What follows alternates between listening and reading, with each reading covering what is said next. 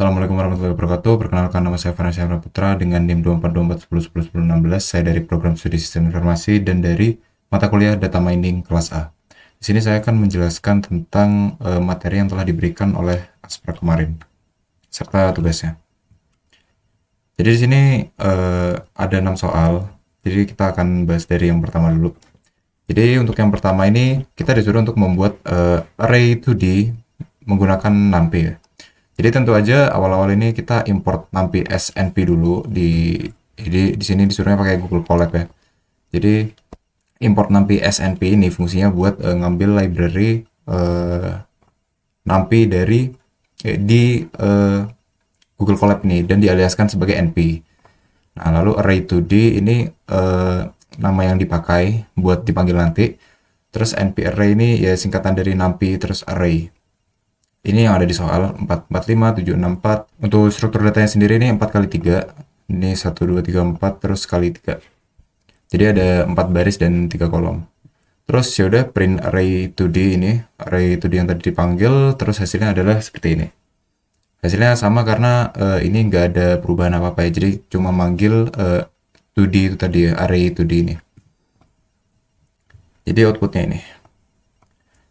Lalu selanjutnya buatlah array 3D menggunakan NumPy. Jadi di sini udah ada matriksnya. Terus di sini tentunya line pertama itu kita import NumPy-nya dulu dan aliaskan sebagai NP.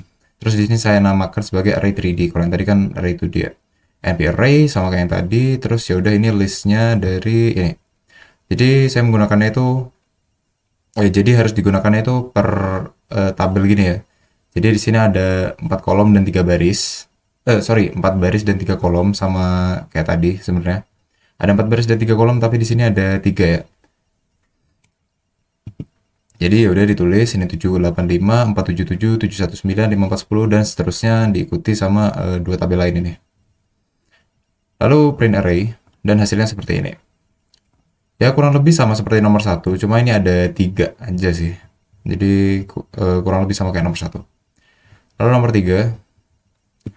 Di sini kita disuruh untuk menambahkan satu angka pada setiap bilangan di baris ganjil array.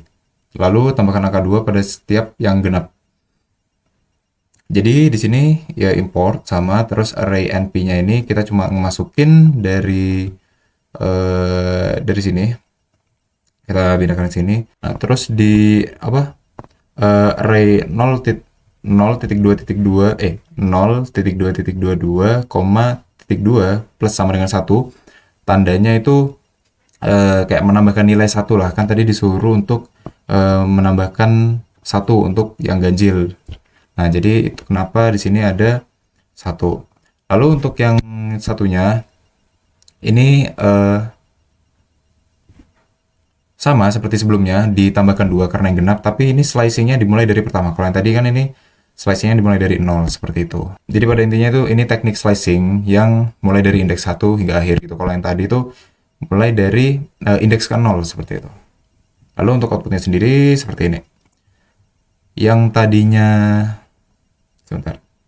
Yang tadinya 1, 8, 8, 2, ini berubah jadi 2, 11, 9, 5, 8, 4, 1, 4, dan seterusnya. Lalu lanjut ke nomor 4, di sini baliklah sumbu Z array 3D berikut. Jadi kita disuruh membalik sumbu Z ini di array 3D ini ya.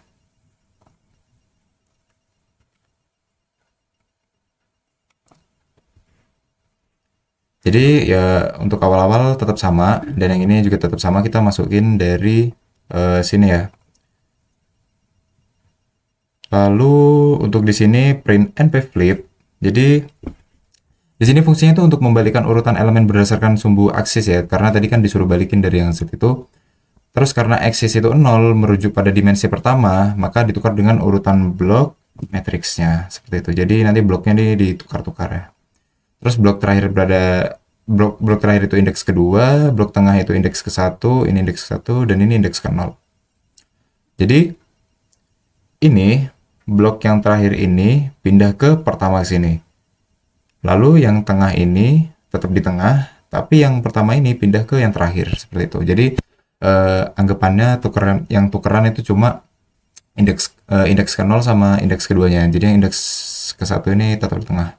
Lalu selanjutnya nomor 5, di sini kita disuruh mengubah array pada soal 4 menjadi array 2D berukuran 6 kali 6. Terus kita disuruh menggunakan reshape ya. Jadi soal ke-6 soal nomor 4 itu ya yang ini yang tadi. Sama. Ini untuk codingnya, jadi pertama ya tetap pakai ya library, terus ini kita ngebikin inisialisasinya. Terus untuk ini kita kan disuruh apa? Buat 6 kali 6. Ini disuruh 6 kali 6, makanya di sini ada 6,6. Lalu di sini kita disuruh menggunakan reshape, makanya di sini titik reshape ya. Jadi kita array itu di reshaped. Jadi ini anggapannya yang tadinya 3D, ini kan 3D. Ini kan ada 3. Nah, itu disuruh menjadi 2 dan ukurannya itu 6 kali 6 dan clue-nya adalah reshape. Makanya saya namakan array itu di reshape. Ini yang nanti akan hasil jadinya. Dan kita memanggil array 3D reshape, array 3D dari sini terus kita reshape 6,6 atau ukuran 6 kali 6. Dan ini print dan hasilnya seperti ini. Jadi digabung. Jadi digabungnya tuh gini, terus gini, gini, dan seterusnya. Oke, lanjut ke nomor terakhir, nomor 6. Di sini kita disuruh mengubah matriks kiri menjadi matriks sebelah kanan. Jadi untuk awal sendiri ya tetap di sini import nampi snp, terus ini kita inisialisasi. Terus di sini ada yang baru yaitu baris sama dengan array 345012. Itu merupakan fancy indexing. Jadi kayak codingnya ini memberitahu nampi itu untuk mengambil baris berdasarkan indeks spesifik. Jadi indeks spesifiknya sendiri tuh ya ini 345012 dalam baris array. Terus untuk komahnya ya sebagai pemisah, titik 2 di akhir ini untuk mengambil semua kolom yang tiap baris yang dipilih. Jadi ini ada 345012. Terus di sini untuk kolomnya sendiri sama 2301, kurang lebih sama. Jadi kayak apa ya? Kolomnya tuh bakalan diatur ulang gitu. Jadi indeks kedua bakal dipindah ke 3, terus 3 ini pindah ke posisi kedua, terus indeks ke 0 itu ke posisi ketiga gitu. Jadi intinya tukar-tukeran ya. Terus terakhir itu ya sama print kolom. Di sini kita kan akhirnya print kolom karena hasil akhirnya itu yang dipinginkan kayak gini. Kayaknya hasil yang keluar itu seperti ini, 9318, 5261, 10, 9446 dan seterusnya. Selanjutnya hasil dan analisis data. Yang pertama untuk soal pertama tadi tuh pembuatan array 2 dimensi pada soal nomor 1 itu dilakukan menggunakan fungsi nparray ya, yang seperti tadi sudah saya jelaskan. Dan itu memasukkan 4 buah list lah, dan ukurannya itu tadi kan 4 kali 3. Saat ditampilkan menggunakan fungsi print, hasilnya tersusun secara sistematis. Lalu yang kedua, pembuatan array 3 dimensi pada nomor 2 dilakukan dengan memanfaatkan fungsi nparray ya, tentunya sama secara konsep. Ini axis 0 mencakup 4 baris axis 1 dan 3 kolom axis 2. Dan ukuran dimensinya itu 3 kali 4 kali 3, dan saat ditampilkan menggunakan print tersusun secara sistematis. Ya kan disuruhnya tadi 3D. Lalu selanjutnya nomor 3 di sini ya tadi kan ukuran dimensinya 5 kali 4, di sini menggunakan rumus yang ada indeks ke 0. Ini dimulai dari indeks ke 1. Jadi pada intinya ya ditambah yang ganjil itu ditambah 1 dan yang genap itu ditambah 2. Dan itu bakalan tepat sasaran berdasarkan posisi baris dan kolom yang telah ditentukan. Jadi hasilnya tuh elemen berada pada titik perpotongan antara baris ganjil dan genap akan mengalami akumulasi dari kedua operasi tersebut. Lalu lanjut ke yang keempat, di sini tadi itu yang disuruh menukar-nukar ya. Jadi untuk yang